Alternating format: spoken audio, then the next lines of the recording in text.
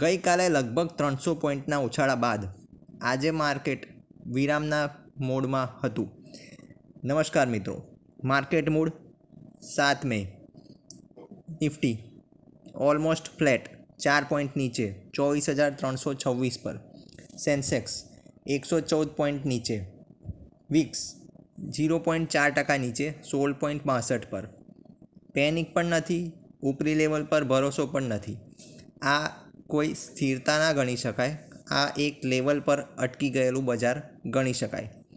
Numbers પર વાત કરીએ તો વિદેશી રોકાણકારોએ 340 કરોડની વેચવાલી કરી.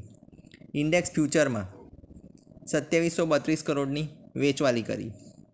ઇન્ડેક્સ ઓપ્શનમાં 7283 કરોડની મોટી વેચવાલી કરી. તેની સામે દેશી રોકાણકારોએ માત્ર 441 કરોડની ખરીદી કરી. કેશમાં ઓછું વેચાણ છે મોટા પ્લેયર્સ દ્વારા, પરંતુ ઓપ્શનમાં 7283 કરોડની વેચવાની જે છે એ સંકેત આપણે ધ્યાનમાં લેવો જોઈએ.